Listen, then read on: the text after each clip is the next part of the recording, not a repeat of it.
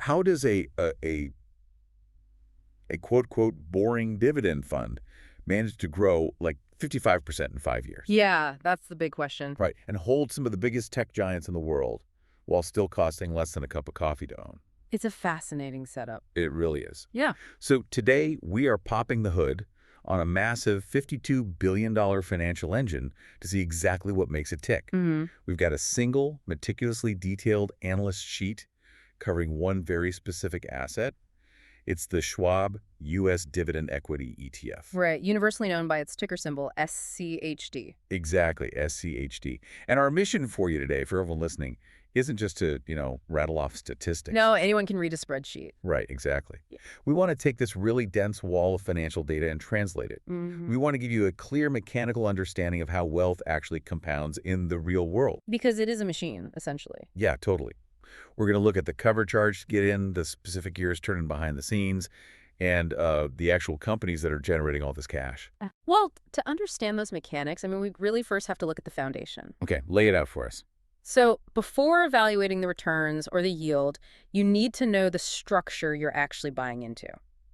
SCHD is an exchange-traded fund, an ETF, and it operates with a very specific, inflexible mandate. Like it doesn't change its strategy based on the news. Exactly. It purely tracks the Dow Jones U.S. Dividend 100 Index, period. Oh, wow. Yeah, and it has been running this exact same playbook since its inception, which was back in October 2011. So it's got quite a track record. Right.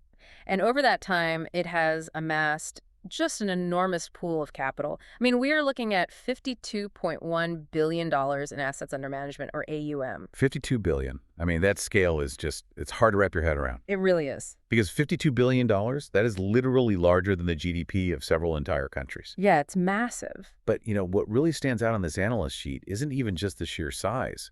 It's the cost of admission. Ah, the expense ratio. Yes. The expense ratio is listed at a microscopic 0.06%. Mm-hmm. Now, I got to push back a little here. Because in almost every other area of life, cheap basically means low quality. Sure, yeah. Like a 60-cent parachute is going to get you killed. That's a fair point. So in the ETF world, looking at a 0.06% fee paired with a $52 billion AUM, does cheap just mean cheap? Or is this like the financial equivalent of a discount bin? Well, see, in this specific case, it's not a sign of cheapness at all. It's really a sign of pure scale. Okay, how so? Because they have so much volume, they don't need to charge a premium. The scale completely changes the economics of fund management. Right. With traditional, actively managed mutual funds, you're paying for a whole floor of Wall Street analysts, traders, portfolio managers. The guys in the suits trying to guess the future. Exactly. They're constantly trying to guess the future and beat the market, and they routinely charge, 1, maybe even 2% a year for that effort. Wow, 2% is a lot over time. It's huge. But SCHD doesn't do that. Because it's passively tracking an index, that Dow Jones U.S. Dividend 100 Index we mentioned. It's just a computer algorithm executing predefined rules. Oh, so there's no guy in a suit guessing. Right. And the fixed administrative costs of running that algorithm are just spread across a $52 billion pool. Okay, let's unpack this. So you are basically paying, what, 60 cents a year for Yep. every $1,000 you have invested? That's the math. Yeah, Yeah. 60 cents. It's essentially a negligible cover charge.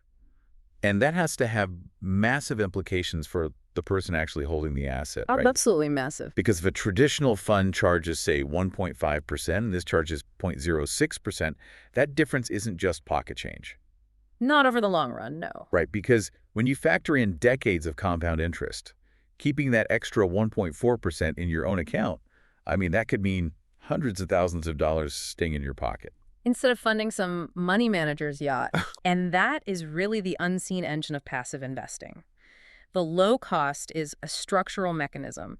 It ensures you capture the maximum possible amount of the fund's actual performance. It keeps the drag off the engine. Right. And that efficiency is validated by the broader industry, too, like Morningstar. Oh, the big rating agency, right? Yeah, one of the most rigorous rating agencies out there. They give SCHD a perfect 5-star rating. Wow, 5 stars. Yeah, they're looking at that exact combination of, microscopic fees, massive liquidity, and strict adherence to a proven index. And they recognize it as a highly efficient vehicle for your capital. Okay, so if the structure is that efficient, I think the next logical question is, well, what does that efficiency actually produce? Let's look at the numbers. Yeah, let's move from the foundation to the scorecard. Looking at the latest close data on our sheet here, SCHD is currently sitting at $78.35 a share. It's having a pretty good day, up 0.71%. But zooming out to the 52-week range, it is hovering very close to its absolute all-time high of $80.25. Right, and vastly outperforming its all-time low of $45.10. Yeah, that's quite a climb. The historical total returns paint a really clear picture of consistent compounding. The one-year return is up 18.5%.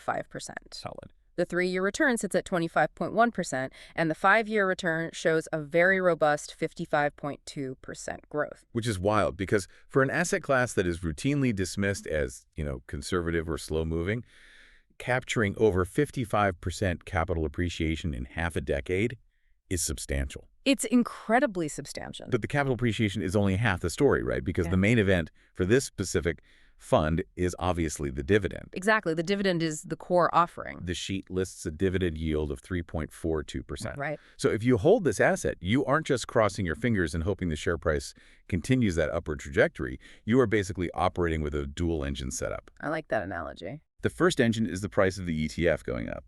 But the second engine is the underlying company's depositing cash, literally a 3.42% annual yield directly into your brokerage account simply for owning the shares. And those two engines are inextricably linked to the fund's valuation metrics. This is where the data gets incredibly revealing. Let's get into the weeds then. So, look at the trailing price-to-earnings ratio, the PE. It's at 14.1. Okay. The forward PE is even lower at 13.5.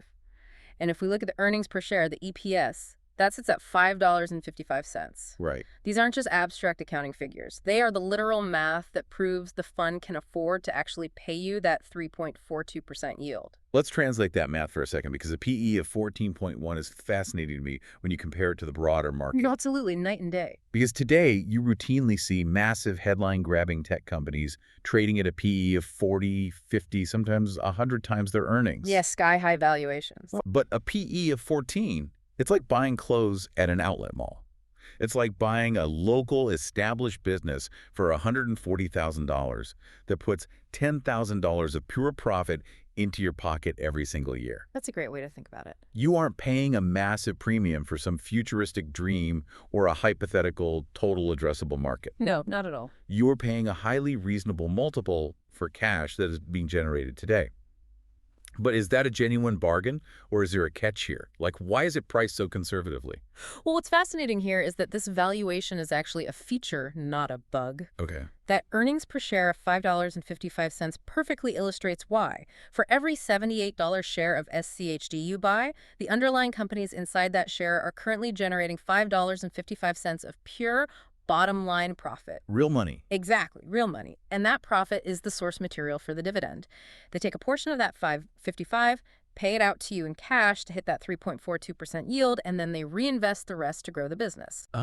So it is a closed, self-sustaining loop grounded in current reality. Precisely. Dividend-focused funds naturally target mature, cash-flowing businesses, not speculative growth companies. And that grounding is just everywhere on this sheet. Look at the price-to-book ratio, which is sitting at a modest 3.1, and the price-to-sales ratio is 2.5. I mean, in a market where investors regularly pay 20 times sales for some software company that isn't even profitable yet. Oh, all the time. Right. Paying $2.50 for every $1 of actual revenue feels incredibly sober. It is sober, and that price-to-book of 3.1 is particularly telling. How so?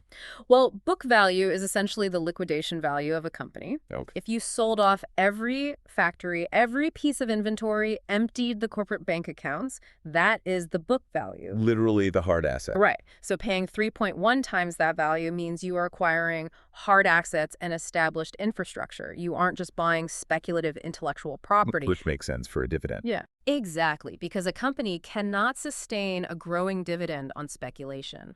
They need hard revenue and massive free cash flow. Okay, well, if they need massive free cash flow to sustain these valuations and actually pay out that yield, we need to know exactly where that cash is coming from. Right, let's look at the holdings. Yeah, popping the hood to look at the actual companies reveals a massive contradiction to me. Oh.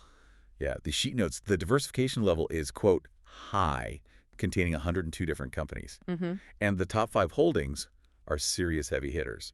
Number 1 is Broadcom at 4.15%. Number 2 is the Home Depot at 4.01%. Oh. Number 3 is Cisco at 3.88%. Number 4 is Merck at 3.75%. And number 5 is Texas Instruments at 3.61%. It really is a roster of foundational American enterprise. It is. But here is where it gets really interesting. Broadcom, Cisco, and Texas Instruments. Those are massive technology companies. Yes, they are. They dominate 3 of the top 5 spots in the entire fund. Yet when you look just below that at the top 5 sector exposures, technology is way down in 5th place. Yeah, it looks a bit strange at first glance. It's super weird. The top sector is industrials, making up 18% of the fund, then healthcare at 16%, financials at 15%, consumer defensive at 13%, and then finally technology at just 11%. Right. So how is it mechanically possible for tech to completely dominate the top individual holdings, but act as a minor player in the overall portfolio? Well, that tension right there between the individual holdings and the sector weights, that exposes the exact mechanics of the Dow Jones U.S. Dividend 100 Index. Okay, walk me through it. The index operates a very strict multi-stage screening process. First, it completely eliminates any company that hasn't paid a consistent dividend for at least 10 consecutive years. Wow, 10 years straight. 10 full years. That wipes out almost all speculative, high-growth startups immediately. Right out of the gate. Exactly. Then, it ranks the surviving companies based on 4 fundamental metrics. It looks at free cash flow to total debt, return on equity, dividend yield, and the 5-year dividend growth rate. So it isn't just blindly chasing a high yield. It's actually auditing the company's balance sheet to make sure they can afford to keep paying it. Precisely. And what happens is that certain mature technology companies like Broadcom and Texas Instruments, they pass those rigorous fundamental screens with flying colors. Oh, because they've transitioned from growth phase to cash cow phase. Exactly. As the tech sector has matured over the last decade, these specific hardware and infrastructure giants have become absolute cash printing machines. Wow. They generate far more free cash flow than they can reasonably reinvest into research and development. So they return it to shareholders. They mathematically earned those top individual spots because their dividend health is just unparalleled. But the index doesn't let them take over the entire fund, right? Yeah. Because if Broadcom and Cisco kept growing without some sort of intervention, this quote-unquote dividend fund could accidentally turn into just a concentrated tech fund. Right, and that's where the intervention comes in, the sector cap. The index methodology deliberately forces diversification. It mandates that no single stock can exceed roughly 4% of the fund, and no single sector can exceed 25%. Okay, so it has built-in limits. Exactly. When the algorithm rebalances the fund, it looks at that heavy concentration of tech at the top, it hits the invisible ceiling for that sector, and it mathematically redistributes the capital down into the foundational sectors. That is so smart. Yeah, it forces the portfolio to buy more industrials, more healthcare, and more financials to hit those 18, 16, and 15% weightings. It is institutional discipline. It basically allows you to capture the massive cash flow generation of a mature tech giant like Broadcom without tying your entire financial future to the volatility of the tech sector. You get the best of both worlds. You are actively preventing yourself from having too many eggs in the tech basket, even if those specific tech eggs are golden. It proves that a highly effective dividend fund doesn't just consist of, slow-moving utility companies. Right, the boring stuff. It's dynamically capturing value wherever the algorithm finds exceptional cash flow and a healthy balance sheet, and then it artificially enforces a balanced portfolio. Well, but holding massive tech companies, even capped ones, usually brings massive volatility. Sure. If the tech sector crashes or the broader market takes a severe hit, does this forced diversification actually protect the fund? I mean, we know it has grown 55% over 5 years and pays a solid yield, but what does the sleep at night factor look like? Well, for the sleep at night factor, we have to look at the risk metrics. Let's do it. The analyst sheet categorizes the overall risk level as medium, but the specific mechanism that quantifies that sleep at night factor is the beta. The sheet lists SCHD's beta at 0.85. Okay, so with a beta of 0.85, if the stock market is a roller coaster, the overall market is basically a standard ride with a beta of 1.0, right? That's a perfect analogy, yeah. Yeah. 1.0 is the market baseline. So an asset at 0.85, you are purposefully sacrificing maybe 15% of the overall market's upside velocity to buy yourself a 15% shock absorber on the terrifying drops. Exactly. It is mathematically proven to be less volatile. So when the broader market takes like a terrifying 20% plunge, this portfolio is structurally designed to resist that drop. Right. It prevents the kind of panic that makes investors sell at the bottom. You're trading maximum explosiveness for maximum endurance. I think so. You won't see your portfolio double overnight during a speculative frenzy, but you also won't see it decimated during a correction. The companies making up that 18% industrials and 13% consumer defensive weighting, they sell products and services that people and businesses just have to buy regardless of what the economy is doing. Like toothpaste and tractors. Exactly. Okay. That constant revenue stream acts as a ballast. And what is really striking to me is that choosing this lower volatility defensive posture doesn't mean giving up on future growth. Not at all. Because the professional analysts who synthesize all this data still see clear room to run. The analyst rating on this sheet is a definitive BUY. Mm-hmm. They aren't just saying, oh, hold on to it for the dividend. They have set a target price of $85. And with the current price sitting at $78.35, that $85 target represents a projected upside of 8.50%. Wow. Yeah, the consensus from the analyst community is that the underlying fundamentals of these 102 companies are strong enough to drive nearly 9% of pure capital appreciation in the near term. And that's entirely separate from the 3.42% dividend yield you collect along the way. Right. It's on top of it. It is the ultimate trifecta for a long-term investor. You are getting steady, projected capital appreciation, a reliable cash dividend, and a mathematical shock absorber against market chaos. It really fundamentally reshapes how you look at the raw data. It really does. I mean, we started this deep dive looking at what felt like an intimidating wall of green numbers. Just a spreadsheet. Just a spreadsheet. But by translating the metrics, the shape of the engine became incredibly clear. We saw how a $52 billion scale drives the expense ratio down to 0.06%, which keeps the power of compound interest firmly in your own account. Yep, minimal jag. We broke down the valuation, how a PE of 14.1 and an EPS of $5.55 means you are buying real, tangible, current earnings rather than overpaying for market hype. And we examine the forced discipline of the index methodology, too. Right. Actively capturing the cash flow power of mature tech giants like Broadcom and Cisco, but ruthlessly capping their influence to maintain an 18% foundation in industrials and a 16% foundation in healthcare. And we learned that a beta of 0.85 allows you to capture those returns without having to endure the full terror of market volatility. It really is a masterclass in the mechanics of wealth building. It proves to you that you don't need to chase the most stressful, high-risk assets to grow your money steadily. It does, but there is a lingering thought regarding the nature of those assets themselves. Oh, what's that?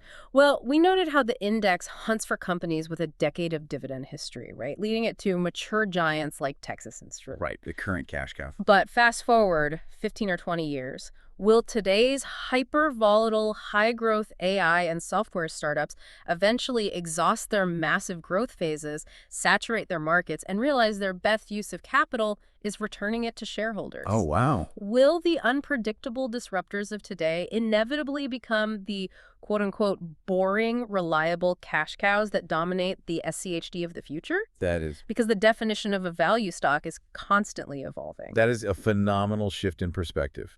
The wild innovators you are afraid to buy today might literally be the exact foundational engines powering your dividend portfolio tomorrow. Exactly. It just goes to show, once you understand the mechanics beneath the numbers, the financial world stops looking static and starts looking incredibly dynamic. Thanks for taking this deep dive with us.